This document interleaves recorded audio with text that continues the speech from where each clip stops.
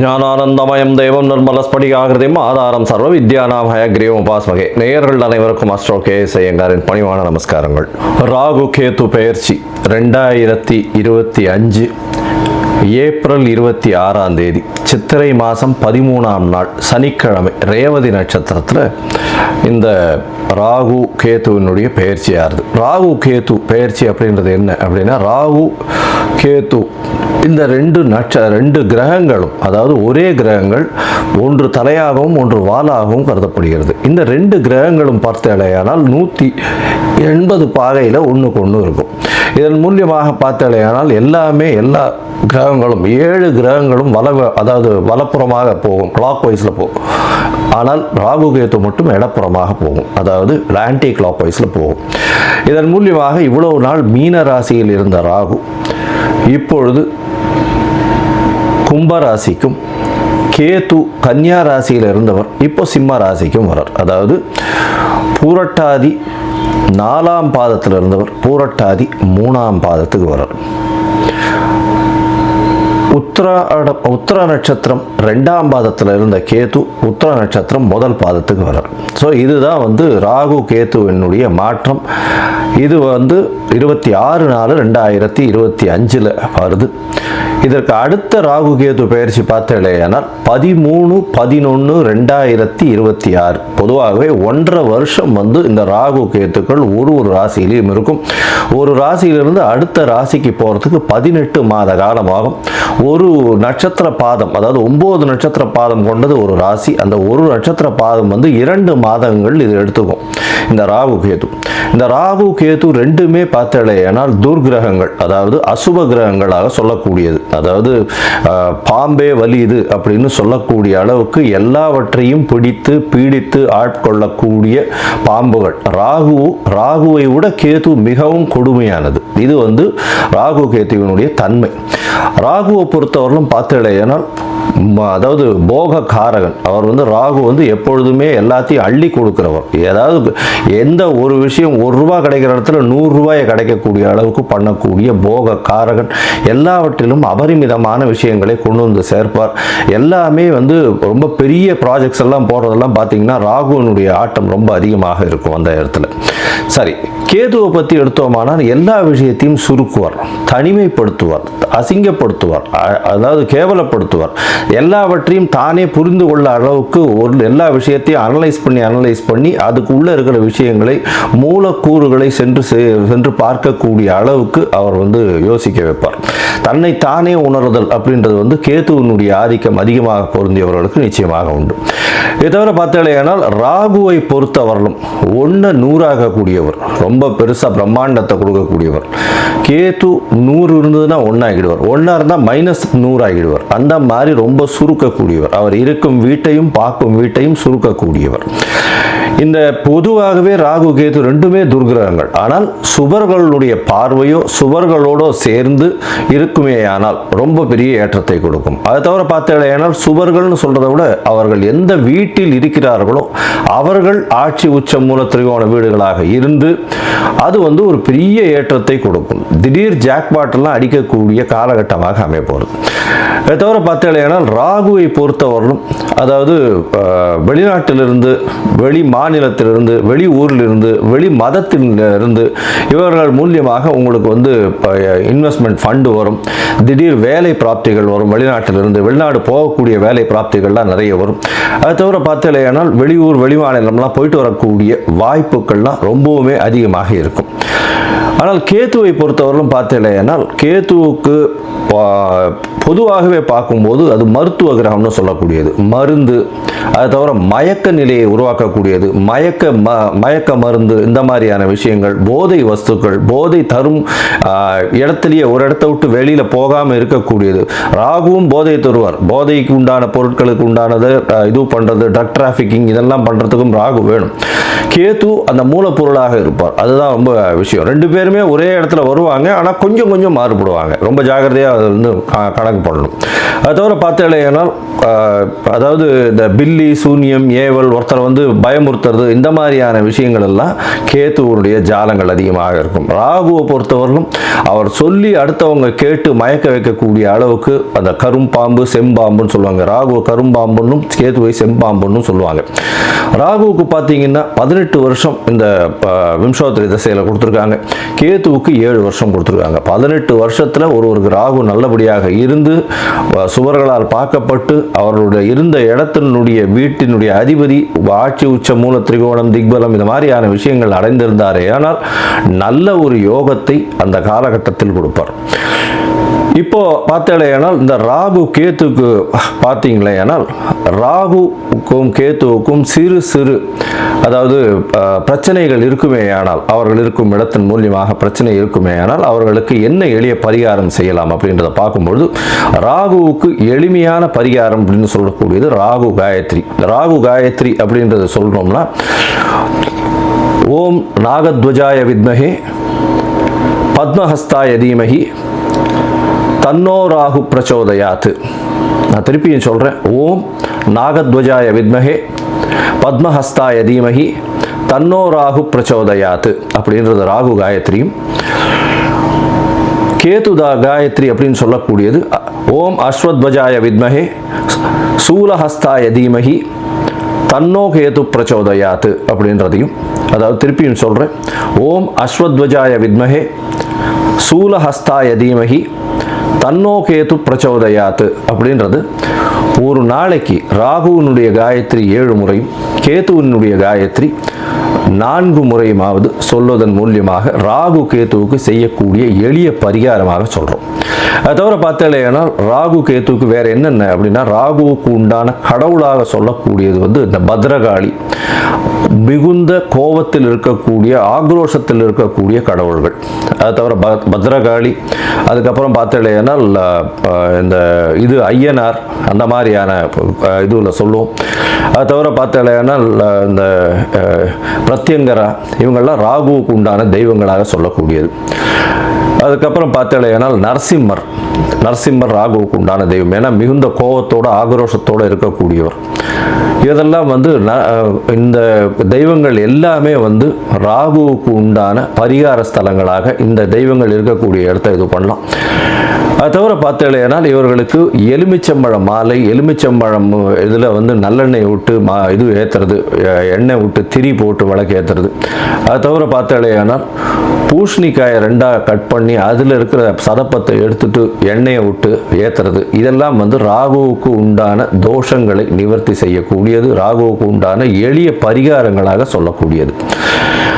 அது தவிர பார்த்தீங்களேனா இந்த இது கேத்துவுக்கு உண்டானது என்ன அப்படின்னா விநாயகரை சொல்வார்கள். அது தவிர ஆஞ்சநேயர், அதாவது தலை மாறியவர்கள், அதாவது விநாயகரும் சரி ஆஞ்சநேயரும் சரி இவர்கள் 2 பேரையும் சொல்லுவாங்க. அது தவிர வந்து சித்தர்கள், யோகிகள், ஞான குருமார்கள், குரு பீடங்கள், மடங்கள் இதெல்லாம் சொல்லக்கூடியது. இந்த இடத்துக்கெல்லாம் போய் உங்களால் முடிஞ்ச படிப்புக்கு உண்டான ஏதாவது உங்களால் தானங்கள் செய்ய முடிஞ்சதே ஆனால் இந்த இடத்துல ஒரு நல்ல ஏற்றம் கிடைக்கும். அது தவிர பார்த்தேனால் இந்த இது ஆட்டிசம் சைல்டு, மனநலம் சற்று பேதலித்து குன்றி இருக்கக்கூடிய குழந்தைகள், வளர்ச்சி குன்றிய குழந்தைகளுக்கு உங்களால் முடிந்ததை செய்யும் பொழுது கேத்து பகவானின் மூலியமாக வரக்கூடிய எல்லா பிரச்சனைகளிலிருந்தும் நிச்சயமாக விடுதலை பெறலாம். ராகு வந்து பாம்பு அப்படின்னு சொல்றதுனால கரு நீலம் அவருடைய கலராக சொல்லக்கூடியது. அதே மாதிரி பார்த்தேனால் கருப்பு உளுந்து அது அவருடைய தானியம். கேத்துவுக்கு பார்த்தேனால் மல்டி கலர், அதாவது பல வண்ணங்களை கொண்ட ஷர்ட்டு இல்லைன்னா பல வண்ணங்களை கொண்ட விஷயங்களை தானம் பண்ணிங்கன்னா கேத்துவுக்கு பிரீத்தியாக சொல்லக்கூடியது. கேத்துவுக்கு வந்து கொள்ளு அது வந்து தானமாக கொடுக்கறதோ, கொள்ளு வந்து தானமாக இது பண்ணுறதோ, அது அந்த தானியம் வந்து கொள்ளு வந்து கேத்துவுக்கு உண்டானது. ராகுவுக்கு பார்த்தீங்கன்னா இந்த சூதாட்டம், கேளிக்கை மையம், அதை தவிர பாரு அந்த மாதிரியான விஷயங்கள் வந்து ராகுவினுடைய இடத்தின் கட்டுப்பாட்டை கொண்டவர் அவர். கேத்துவுக்கு வந்து மடம், அதை தவிர வந்து இது தபோவனம் இந்த மாதிரியான விஷயங்கள். அதை தவிர தனித்து இருக்கக்கூடிய இடங்கள், அதை தவிர வந்து இந்த தவம் செய்யும் இடம், இதெல்லாம் பார்த்தீங்கன்னா கேதுவனுடைய இடமாக சொல்கிறாங்க. இது தவிர பார்த்தலையானால் இந்த ராகுவுக்கும் கேதுவுக்கும் 3-11 பார்வை இருக்குன்னு சில ஜோதிட கிரந்தங்கள் சொல்கிறது. அதாவது இப்போ பார்த்தலையானால் கும்பராசியில் ராகு இருக்கிறதுனால 3ஆம் இடம்னு சொல்லக்கூடிய மேஷத்தையும் தனுசு அப்படின்ற 11ஆம் இடத்தையும் பார்க்கறது ராகு. கேதுவை பொறுத்தவரையிலும் மிதுனத்தையும் துலாத்தையும் பார்க்கும். அவர் இருக்கும் வீட்டிலிருந்து 3-11 7ஆம் இடத்தை எல்லா கிரகங்களும் பார்க்கும். ஏன்னா சப்தம பார்வை உண்டு அப்படின்றத சொல்கிறது. சரி, இப்போ வந்து ராகுவை பற்றி பேசணும்னா பேசிகிட்டே இருக்கலாம். கிட்டத்தட்ட வந்து ஒரு 3 மணி நேரம் 4 மணி நேரம் கூட கண்டினியூஸாக பேசலாம். ஆனால் இப்போ வந்து நம்ம ஒரு ராசிக்கும் மேஷம் முதல் மீனம் வரை என்னென்ன பலன்கள்னு பார்ப்போம். அதை தவிர தனியாகவே ராகுவுக்குன்னு ஒரு 1/2 hour 1 hour வீடியோ தனியாக போடுறேன். நான் பார்ட் 1 பார்ட் 2 தனியாக போடுறேன். சரி, இப்போ மேஷம் முதல் மீனம் வரை இந்த ராகு கேது பெயர்ச்சியின் மாற்றங்கள் ஏற்றங்கள் என்னென்ன, அவர்களுடைய பார்வை என்னென்ன, என்ன பரிகாரங்கள் செய்யலாம், என்ன கோயிலுக்கு போகலாம் அப்படின்றத பார்ப்போம்.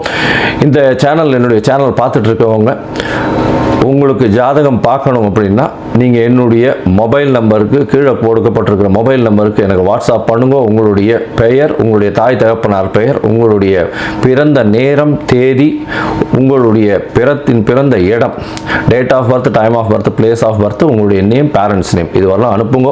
சந்தி இருக்கான்னு பார்க்குறேன். ஏன்னா லக்ன சந்தி, பாத சந்தி இதெல்லாம் பார்க்கணும். சந்திரனுடைய சந்தி இருக்கா, என்ன ஏதுன்னு பார்க்கணும். இதற்கு காரணம் என்ன அப்படின்னா பல வகையான பஞ்சாங்கங்களை உபயோகப்படுத்துகிறார். பஞ்சாங்கங்கள் உபயோகப்படுத்தக்கூடிய இடமும் வந்து பல இடங்கள் மாறுபடும். அதாவது ஸ்ரீரங்கத்து பஞ்சாங்கத்தில் டெல்லியில் பிறந்த குழந்தைகளுக்கு பேஸ் பண்ணி பார்ப்பா. அப்போது சூரிய உதயமே மாறும். அதனால் சந்தி வரக்கூடிய வாய்ப்புகள் மிகவும் அதிகம். அவங்க வந்து மிருகசீரிஷ நட்சத்திரம் அப்படின்னு நினச்சிட்டு இருப்பாங்க, 2ஆம் பாதம் அப்படின்னு நினச்சிட்டு இருப்பாள். ஆனால் பார்த்தாலேயானால் 3ஆம் பாதத்தில் மிதுன ராசியில் இருப்பாள். இந்த அவள் வந்து 50 வயசு ஆகிட்டு இருக்கும், ரிஷப ராசிக்கு வந்து அர்ச்சனை பண்ணிட்டு இருப்பாள். ஆனால் மிதுன ராசியில் பிறந்திருப்பாள். ஸோ இந்த மாதிரியான மாற்றங்கள்லாம் நிறைய இருக்குது. அதனால் உங்களுடைய ஜாதகத்தை நானே போட்டு அதன் வழியாக சந்தி இருக்கான்றதை பார்த்து உங்களுக்கு உண்டான பலன்கள் என்ன ஏதுன்றதை டிஸ்கஸ் பண்ணுறேன். அதற்குண்டான கட்டணம் என்னன்றது போடுறேன். அந்த கட்டணத்தை செலுத்திட்டு நீங்கள் அப்பாயின்மெண்ட் எடுத்துக்கோங்க. சரி, இப்போது ராகு கேதுவின் பயிற்சி 2025 2026 மேஷம் முதல் மீனம் வரை ஒரு ராசியாக. துலாம், சித்திரை, சுவாதி, விசாகம் இந்த 3 நட்சத்திரம் 9 பாதங்களை கொண்ட ராசி. ராசியின் அதிபதி அப்படின்னு சொல்லக்கூடியவர் சுக்கிரன் ஒரு மாத கிரகம். அதனால் வந்து இப்போ ராகு கேதுவின் பெயர்ச்சி வந்து வருஷ கிரகம் 1.5 வருஷம் இந்த ராகு கேது பயிற்சி இருக்க போகிறது. அதாவது 26/4/2025 13/11/2026 வரலும் உண்டான காலகட்டத்தில் இந்த ராகு கேது பயிற்சி நடக்கிறது. இந்த காலகட்டத்தில் பார்த்தீங்கன்னா உங்களுடைய ராசிக்கு 5ஆம் இடத்துல ராகு, 5ஆம் இடத்தில் ராகுவும் 11ஆம் இடத்துல கேதுவும் வரார். 5ஆம் இடத்துல ராகு வராரு. சார் என்ன சார் இது அப்படின்னு சொன்னீங்கன்னா, குழந்தை பிராப்தியில் சற்று பின்னடைவு இருந்தாலும் கண்டிப்பாக குழந்தை பிராப்தி உண்டு. ஏன்னா 5ஆம் இடத்தில் இருக்கக்கூடிய சனி ஆட்சி மூல திரிகோணம் பெற்று இருக்கிறது பெரிய விசேஷம். இதன் மூலியமாக பார்த்தலையானால் 5ஆம் இடம் வலுப்பெற்று போகிறது. அதுவும் ஒரு 10 நாளில் குருவும் வந்து உங்களுடைய ராசிக்கு பார்த்தேன்னா, அதாவது 9ஆம் இடத்திலிருந்து பார்க்குறார். உங்களுடைய ராசிக்கு 9ஆம் பார்வையில் பார்க்குறார் அவர் 5ஆம் இடத்தை. இதன் மூலியமாக பெரிய ஏற்றம் கிடைக்கக்கூடிய காலகட்டமாக அமையப்போகிறது. இந்த காலகட்டத்தில் எல்லா விதமான வெற்றிகளும் வரக்கூடிய வாய்ப்புகள் உண்டு. 5ஆம் இடம்னு சொல்லக்கூடியது வந்து பூர்வ புண்ணிய புத்திர ஸ்தானம். உங்களுடைய பதவி, புகழ், அந்தஸ்து, கௌரவம்லாம் வரக்கூடியது. உங்களுடைய மூதாதையர்களை பற்றி சொல்லக்கூடியது. அதுவும் ராகுவின் சம்பந்தம்னு சொல்லும்போது தந்தையின் வழியின் மூதாதையர்களை பற்றி குறிப்பிடக்கூடிய இடமாக இருக்கும். அதனால் வந்து பார்த்தலையானால் இந்த ராகு 5ஆம் இடத்துல இருக்கிறது பெரிய விசேஷம், பெரிய ஏற்றத்தை கொடுக்கும். அதுவும் சனியோடு சேர்ந்து குருவின் பார்வையில் இருக்கிற கோதண்ட ராகுவா மாறுறார். எல்லா விதமான வெற்றிகளும் கொடுக்கக்கூடிய காலகட்டமாக அமைய போகிறது. எடுத்த காரியங்கள் அனைத்தும் வெற்றி. உங்களுக்கு புதிய பதவி, புகழ், அந்தஸ்து, கௌரவம்லாம் வரக்கூடிய வாய்ப்புகள் நிச்சயமாக இருக்கும். எது எடுத்தீங்கன்னாலும் அந்த காரியத்தில் நிச்சயமான வெற்றி கிடைக்கக்கூடிய வாய்ப்புகள் உண்டு. பிரம்மாண்டமான ஒரு பெரிய மாற்றத்தை உங்கள் வாழ்வில் எதிர்பார்க்கக்கூடிய வாய்ப்புகள் உண்டு. ராசிக்கு 5ஆம் இடத்தில் இருக்கக்கூடிய ராகு அவர் உங்களுடைய ராசி ராசிக்கு 7ஆம் இடத்தையும் உங்களுடைய ராசிக்கு 3ஆம் இடத்தையும் பார்க்குறார். இதன் மூலியமாக பார்த்தோம்னா புதிய முயற்சிகள் எல்லாமே வெற்றி பெறும். எடுத்த முயற்சிகள் எல்லாமே வெற்றி பெறும். இருந்தாலும் உங்களுடைய இளைய சகோதரர்கள் கூட சற்று பிணக்கு ஏற்படக்கூடிய வாய்ப்புகள் உண்டு. அண்டர்ஸ்டாண்டிங்கில் பிரச்சனை இருக்கக்கூடிய வாய்ப்புகள் உண்டு. 7ஆம் இடத்தை ராகு பார்க்கிறார். இதன் மூலியமாக தொழிலில் பார்ட்னர்ஷிப், அதாவது கூட்டு தொழிலில் பெரிய ஏற்றம் கிடைக்கக்கூடிய காலகட்டமாக அமையும். இருந்தாலும் எதிர்பாலினத்தவர் மூலியமாக சற்று பிரச்சனை ஏற்படக்கூடிய வாய்ப்புகள் கண்டிப்பாக உண்டு. அதை தவிர பார்த்தால் திருமணத்திற்கு பார்த்து கொண்டிருப்பவர்களுக்கு சற்று பின்னடைவு ஏற்படக்கூடிய வாய்ப்புகள் கண்டிப்பாக இருக்கும். இந்த காலகட்டத்தில் பார்த்தோம்னா உங்களுடைய ராசிக்கு, அதுவும் துலா ராசிக்காரர்களுக்கு 11ஆம் இடத்துல போய் கேத்து இருக்கார். 11ஆம் இடத்துல கேத்து இருக்கிறது அப்படின்னு சொல்லக்கூடியது உங்களுடைய லாபத்தை சற்று குறைக்கக்கூடிய வாய்ப்புகள் உண்டு. இருந்தாலும் லாபத்தை எந்த அளவுக்கு கம்மியான இதுலேயும் ரொம்ப எளிமையாக எப்படி வெல்லலாம் அப்படின்றத உங்களுக்கு கற்றுக் கொடுப்பார். அது ஏன்னா கேத்து அங்கே இருக்கிறதுனால எல்லா விஷயத்திலையும் எப்படி லாபத்தை சேர்க்க முடியும் அப்படின்றத பார்க்கறதுக்கு பண்ணுவார். இந்த காலகட்டத்தில் பார்த்தீங்கன்னா மூத்த சகோதரர்களோட சகோதர சகோதரிகளோட சிறு சிறு பிரச்சனைகள் இருக்கக்கூடிய வாய்ப்புகள் உண்டு. ஏன்னா 11ஆம் இடத்துல இருக்கக்கூடிய கேத்து கண்டிப்பாக மூத்த சகோதரர்களோட சற்று பிரச்சனையை ஏற்படுத்தக்கூடிய வாய்ப்புகள் உண்டு. பண வரவிற்கு பஞ்சம் இருக்காது. எடுத்த காரியங்கள் அனைத்தும் நிறைவேறக்கூடிய வாய்ப்புகள் உண்டு. வெளிநாடு, வெளியூர், வெளிமாநிலம் சென்று படிக்கக்கூடிய பாக்கியம் உண்டு. போட்டிகள் எல்லாவற்றிலும் வெற்றி பெறக்கூடிய வாய்ப்புகள் உண்டு. 11ஆம் இடத்தில் இருக்கக்கூடிய கேத்து உங்களுடைய ராசியையும் பார்க்கிறார். அதை தவிர உங்களுடைய ராசிக்கு 9ஆம் இடத்தையும் பார்க்கிறார். தந்தையின் உடல்நிலையில் சற்று பின்னடைவு இருந்தாலும் குரு அங்கே இருக்கிறதுனால நல்ல ஒரு ஏற்றம் இருக்கக்கூடிய காலகட்டமாக அமைய போகிறது. இந்த காலகட்டத்தில் வெளிநாடு போய் படிக்கக்கூடிய யோகம், வெளியூர், வெளிமாநிலம் சென்று படிக்கக்கூடிய யோகம் உங்களுக்கு நிச்சயமாக உண்டு. இந்த துளாராசிக்காரர்கள் அதுவும் பார்த்தாலேன்னா கலைத்துறையில் இருக்கிறவங்க, அதை தவிர இந்த டாக்டர்ஸ், சூப்பர் ஸ்பெஷாலிட்டி பண்ணுறவங்க, அவங்களுக்கெல்லாம் பெரிய ஏற்றம் கிடைக்கும். அதை தவிர இந்த பஞ்சு, டெக்ஸ்டைல் இண்டஸ்ட்ரியில் இருக்கிறவங்க, பால் பதனிடும் பொருட்கள், இந்த மாதிரியான விஷயங்கள் இருக்கிறவங்களுக்கெல்லாம் பெரிய ஏற்றம் கிடைக்கக்கூடிய வாய்ப்புகள் உண்டு. கலைத்துறையில் சின்ன திரை, பெரிய திரை, ஆர்டிஸ்ட்டுகள்லாம் பெரிய ஏற்றம், திடீர் ஏற்றம், மாற்றம் இருக்கக்கூடிய வாய்ப்பு. இன்ஃபேக்ட் துளாராசியில் பிறந்த ஆர்டிஸ்டுக்கு இந்த வாட்டி ஒரு பெரிய அதாவது அவார்டு வரக்கூடிய வாய்ப்புகளும் இந்த காலகட்டத்தில் நிச்சயமாக அமையும். இந்த துளாராசிக்காரர்களுக்கு பார்த்தாலேயானால், அதாவது மொத்தத்தில் பார்க்கும்பொழுது இந்த துளாராசிக்காரர்களுக்கு ரொம்பவும் ஏற்றமான காலம். நீங்கள் இந்த திருப்பூர் பக்கத்தில் திருமுருகன் பூண்டி அப்படின்னு ஒரு இடம் இருக்குது. இது கேத்து ஸ்தலம்னு சொல்கிறாங்க. இந்த திருமுருகன் பூண்டியில் போயிட்டு அந்த கேத்து ஸ்தலத்துக்கு உண்டான பரிகாரங்களை பண்ணிட்டு வர்றதன் மூலியமாக உங்கள் உடல்நிலையில் நல்ல ஏற்றம் இருக்கக்கூடிய காலகட்டம். ஏன்னா ராகுவை பற்றி கவலை இல்லை. 5ஆம் இடத்துல இருக்கிறது நிச்சயமாகவே பெரிய ஏற்றத்தை கொடுக்க போகிறார். 11ஆம் இடத்துல இருக்கக்கூடிய கேத்து உங்களுடைய இதுவை பார்க்கறதுனால, ராசியை பார்க்கறதுனால உடல்நிலையில் சற்று பின்னடைவு ஏற்படக்கூடிய வாய்ப்புகள் உண்டு. அதனால் அங்கே போயிட்டு வர்றதன் மூலியமாக நல்ல ஒரு ஏற்றம் இருக்கக்கூடிய காலகட்டம். சரி, மொத்தத்தில் பார்க்கும்பொழுது இந்த துளாராசிக்காரர்களுக்கு மிகவும் ஏற்றமான காலம். 5ஆம் இடத்தில் இருக்கும் ராகு புதிய பதவி, புகழ், அந்தஸ்து, கௌரவம் எல்லாவற்றையும் கொடுக்கக்கூடிய காலகட்டமாக அமையும். இதை தவிர உங்களுக்கு முயற்சிகள் எல்லாமே வெற்றி பெறக்கூடிய வாய்ப்பு உண்டு. எழுத்து பணியில் இருப்பவர்கள், கலைத்துறையில் இருப்பவர்களுக்கு எல்லாம் பெரிய ஏற்றம், திடீர் ஏற்றம், பொருளாதார மாற்றம் இருக்கக்கூடிய காலகட்டம். எடுத்த போட்டிகள் எல்லாவற்றிலும் வெற்றி பெறக்கூடிய வாய்ப்புகள் நிச்சயமாக உண்டு. உங்களுக்கு லாபத்தில் சற்று கம்மியாக இருந்தாலும் நிச்சயமான லாபம் உண்டு, கவலைப்பட தேவையில்லை. உடல் நலத்தில் சற்று கேர்ஃபுல்லாக இருக்கிறது ரொம்பவும் நல்லது, கவனமாக இருப்பது ரொம்பவும் நல்லது.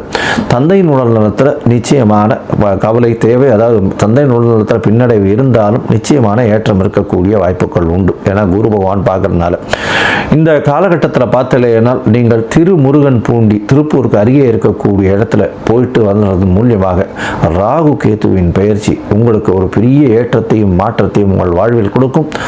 95 விழுக்காடு உங்களுக்கு இந்த ராகு கேத்து பயிற்சி பெரிய மாற்றத்தை கொடுக்கக்கூடிய காலகட்டமாக அமையும்.